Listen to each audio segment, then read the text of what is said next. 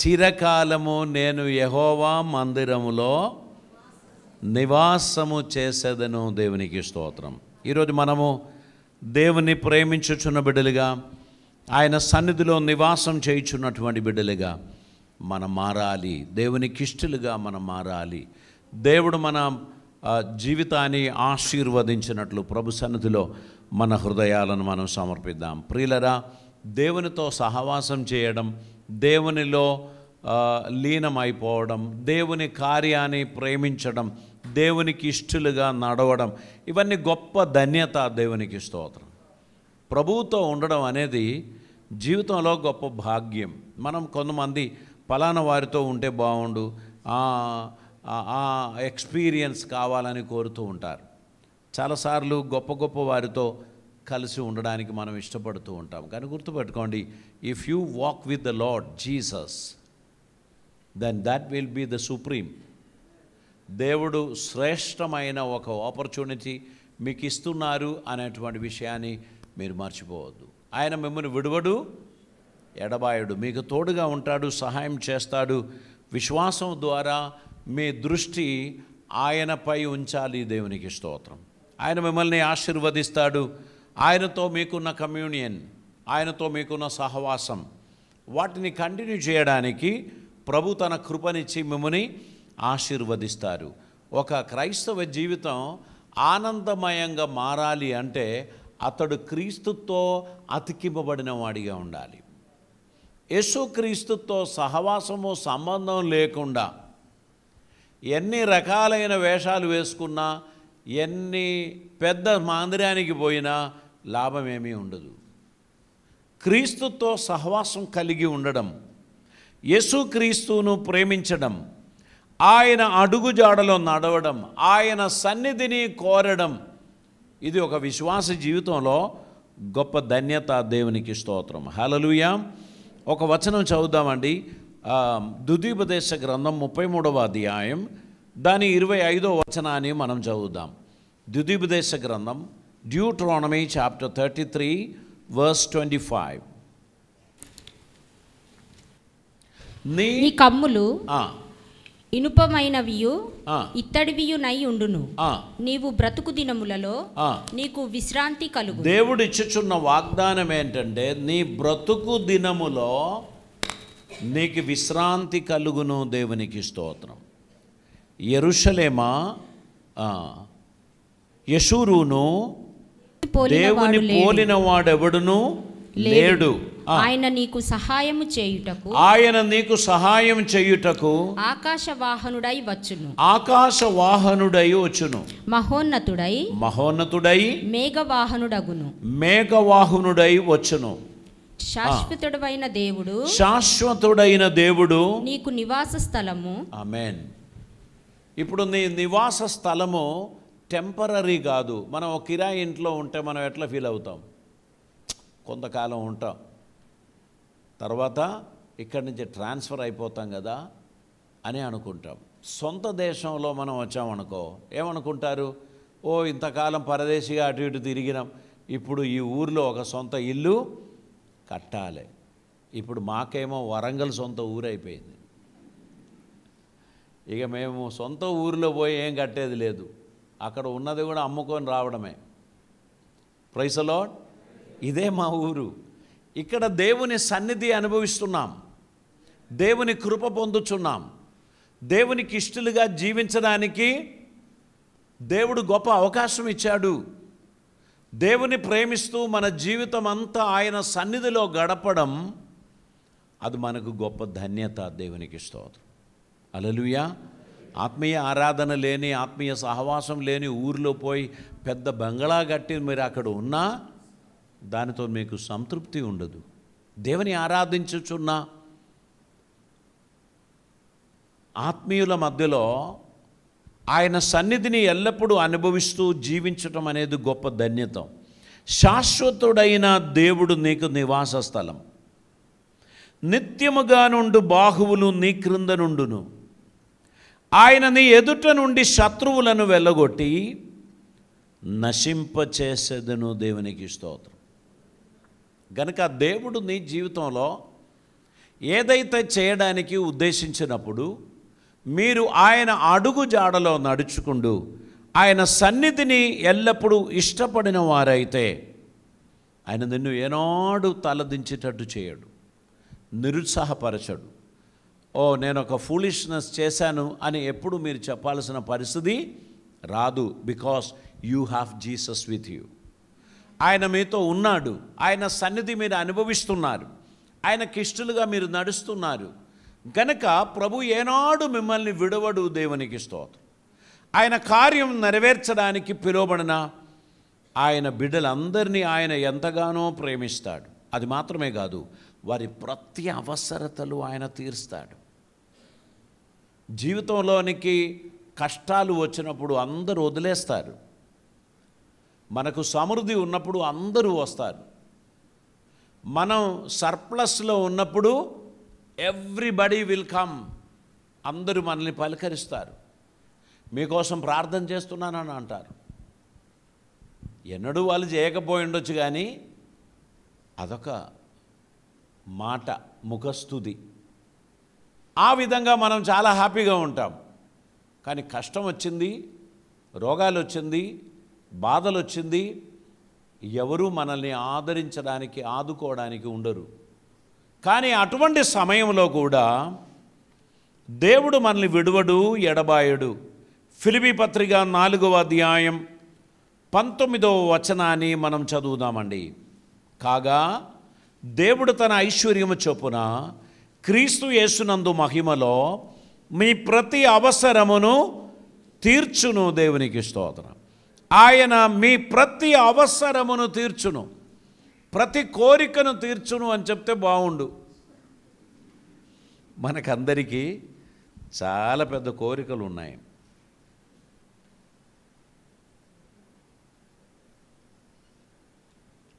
దేవుని వాక్యమును ధ్యానిస్తున్నప్పుడు, దేవుని వాక్యాన్ని ధ్యానిస్తున్నప్పుడు దేవునికి ప్రియమైన బిడ్డలుగా నడవడానికి మనల్ని దేవుడు ఏర్పరచుకున్నాడు. ఆయనకిష్టులుగా ఉండడానికి దేవుడు మనల్ని తన కోసం సిద్ధపరచుకున్నారు. కాబట్టి ఆయన అడుగుజాడలో నడుచుచున్న వారి ప్రతి అవసరమును దేవుడు తీరుస్తాడు, దేవుడు వారిని ఆశీర్వదిస్తాడు. దేవునికి స్తోత్రం. హల్లెలూయా. మీ ప్రతి అవసరమును తీరుస్తాడు. మీరు అంటారు, నాకు చాలా అవసరములు ఉన్నాయండి, ఎక్కడ తీర్చలేదే, ఎక్కడున్నాడు దేవుడు అని అంటే, దేవుడు బహుశా రోడ్డు మీద పోయేటోళ్ళందరి అవసరతలు తీర్చకపోవచ్చు, కానీ ఆయన సన్నిధికి మీరు వెళ్ళాలి, ఆయన సన్నిధిలో మీరు నివసించాలి. దేవా నాకు నీ సన్నిధి కావాలి అని మీరు తెలియపరచాలి. అప్పుడు ఆయన మిమ్మల్ని ఆశీర్వదిస్తాడు. ఎందుకు తెలుసా? తను ఎందరు అంగీకరించారో, అనగా తన నామమందు విశ్వాసం ఉంచారో వారికి అందరికీ దేవుని పిల్లలు అగుటకు దేవుడు అధికారం ఇచ్చాడు. తండ్రి దగ్గరికి కుమారుడు పోవడానికి ప్రోటోకాల్ ఏమి లేదు. నేను కడిపికొండ సంఘంలో వెళ్ళి బలారాధన నడిపించి వచ్చాను. నేను పోయి స్టేజ్ ఎక్కగానే నా మనవరాలు వచ్చి మెట్లెక్కుతుంది. అయితే సైగలు చేసినా ఏ సైగలు కూడా అక్కడ పనిచేయదు. ఎందుకంటే బిలో 2 ఇయర్స్లో మనం చెప్పేదేమీ అర్థం కాదు. ఇది చర్చ్ స్టేజ్, నువ్వు అక్కడే ఉండాలి, ఇవన్నీ మనం చెప్పేది అర్థం కావాలంటే 2 ఇయర్స్ అయినా దాటాలి. చిన్నది అప్ప వచ్చిండు అని చెప్పి వచ్చేసి స్టేజ్ ఎక్కి నా దగ్గరికి వచ్చి నన్ను ఎత్తుకో ఉంటుంది. నేనేమో బల్లారాధన చేయడానికి బైబిల్ వచనాలు చదువుతున్నా. తండ్రి ఎత్తుకున్నాడు. అప్పుడు నేను సంఘస్థులకు చెప్పిన, ఒక 3-4 మంత్స్ కూడా వదిలేసేయండి, ఆ తర్వాత మనం డిసిప్లిన్ చేస్తాం. 2 ఇయర్స్ డెడ్ లైన్. అక్కడి నుంచి మన మాటలు వారు అర్థం చేసుకుంటారు, వాళ్ళను నడిపించాలి. ఒక కుమారుడు తన తండ్రి దగ్గరికి పోవడానికి అది ఎటువంటి మీటింగ్ అయినా సరే అక్కడ ప్రోటోకాల్ ఏం లేదు. ఆయన తండ్రికి మధ్యలో ఉన్న రిలేషన్షిప్ని బట్టి any time he can go to his father and speak. If you are a child of God, you don't have any reservation. మీకు ఎటువంటి ఆటంకాలు లేదు. Any time you can call him Abba father. తండ్రి, నాయనా అని పిలవడానికి దత్తపుత్రత్వపు ఆత్మను మనకిచ్చి మనకు ఆ అధికారం ఇచ్చి మనల్ని ఏర్పరచుకున్నాడు గనుక మనం దేవునికి స్తోత్రం చెల్లించాలి. దేవునికి స్తోత్రం. ఆయన చిత్తం నెరవేర్చుచున్న తన బిడ్డలను ఆయన ఖచ్చితంగా ఆశీర్వదిస్తాడు. ఈ కీర్తనలో అనేకమైన అద్భుతమైన మాటలు కీర్తనకారుడు తెలియపరిచాడు. ఆయన నా కోసం నా శత్రువుల ఎదుట విందును సిద్ధపరుస్తున్నాడని చెప్పారు. కొన్నిసార్లు మనకు నిరాశ నిస్పృహలు వస్తాయి. కొన్నిసార్లు మనం అనుకున్నవి జరగకపోయినప్పుడు మనకు చాలా ఆందోళన వస్తుంది. కానీ గుర్తుపెట్టుకోండి, God has a plan and he allows certain things to settle down. Ice cream చేస్తున్నారు అనుకోండి, అన్నీ మిక్సింగ్ చేశారు, అంతా రెడీ అయింది, కానీ ఫ్రీజర్లో పెట్టకుండా ఐస్ క్రీమ్ కాదు. దాన్ని తీసుకుపోయి ఏం చేస్తారు? ఫ్రీజర్లో పెట్టేస్తారు. ఫలానా టైం వరకు అది అక్కడనే ఉండాలి. మధ్యలో పోయి తీసి ఒకసారి కలిపి చూస్తే అది ఐస్ క్రీమ్ కాదు, దాన్ని ముట్టుకోవద్దు, మళ్ళీ అది సెట్ అయ్యేంత వరకు వదిలేయాలి. So God has a plan for everyone. మీ అందరి గురించి దేవునికి ఒక ప్లాన్ ఉంది.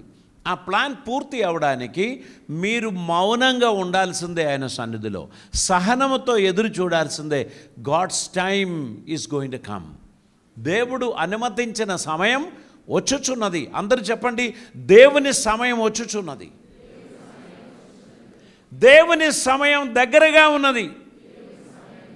దేనికి?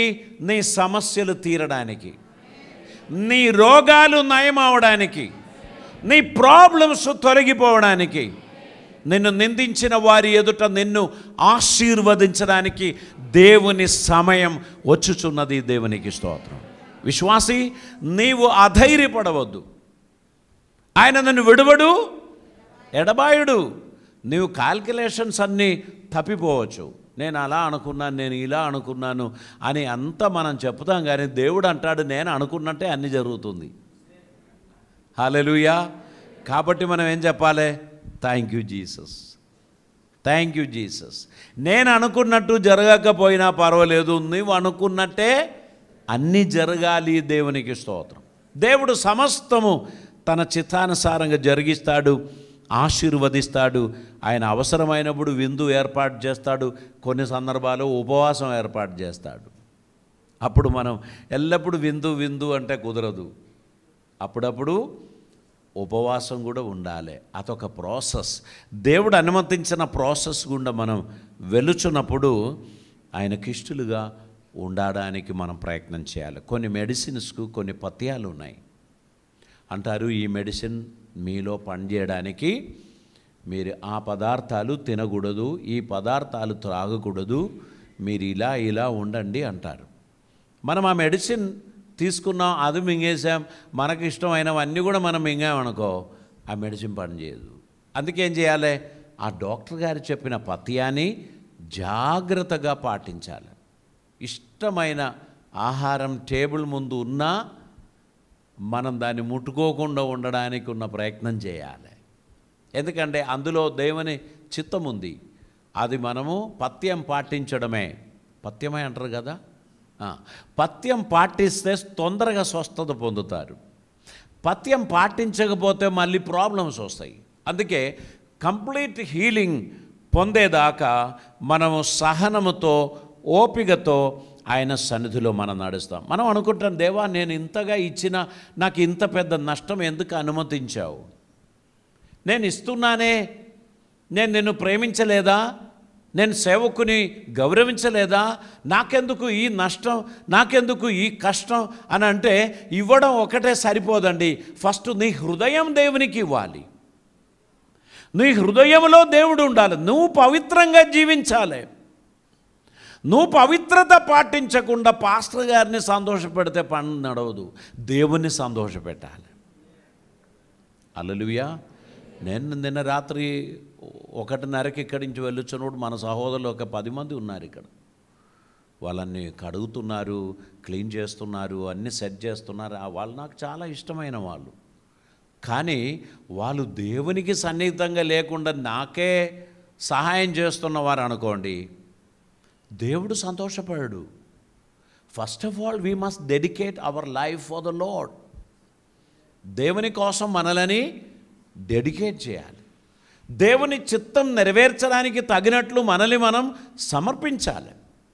దేవుడు మన ఎడల సంతోషించిన తర్వాత ఆయన మన ప్రతి అవసరతను తీరుస్తాడు. కనుక నేను ఇన్ని సంవత్సరాలుగా మందిరానికి వస్తున్నాను, ఇన్ని సంవత్సరాలుగా ప్రార్థన చేస్తున్నాను, ఇన్ని సంవత్సరాలుగా నేను అర్పణలు అర్పిస్తున్నాను, కానీ దేవుడు నన్ను మాత్రం పట్టించుకోవడం లేదు, ఒట్టిగా ఉన్న వాళ్ళందరూ మంచిగానే ఉన్నారు, ఇంత క్రమశిక్షణ కలిగిన నాకే ఈ కష్టాలు అని మీరు చెప్పుకుంటూ ఉంటే ఎక్కడైనా ఒకసారి సరిచూసుకోవడానికి ప్రయత్నం చేయండి. అన్నీ చేస్తున్నాను కానీ నేను దేవునిలో ఉన్నానా? దేవుని చిత్తమేనా నేను నెరవేర్చదు? నా ఫ్రెండ్స్ అందరినీ నేను హ్యాపీగా ఉంచుతాను, నా సొసైటీలో నేను అందరికీ మంచివాణ్ణి, కానీ దేవునికి మాత్రం నేను కొంచెం దూరస్తునిగా ఉన్నాను.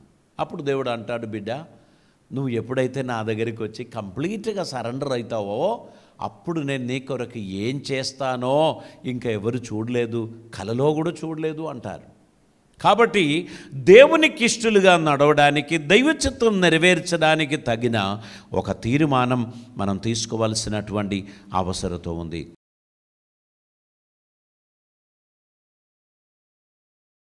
తలలు వాంచుదామండి, ప్రార్థన చేద్దాం. పరిశుద్ధుడైన తండ్రి, కృపామయుడైన దేవా, నీకు వందనాలు తండ్రి. ఈ సంఘాన్ని నీ కృపలో భద్రపరిచినందుకు వందనాలు. నీ సన్నిధి మమ్మల్ని విడిచిపెట్టకుండా మేము చిరకాలము నీ మందిరములో నివసింపగోరుచున్నాం. కృపలతో నింపమని, అద్భుతములు జరిగించమని, ఆశీర్వాదములు దయచేయమని, మీకు సాక్షులుగా మమ్మల్ని నడిపించుకోమని ప్రార్థిస్తున్నాం. కృపలతో నింపండి, అద్భుతములు జరిగించమని యేసు నామమున అడుగుచూ ఉన్నాం పరమ తండ్రి. ఆమెన్.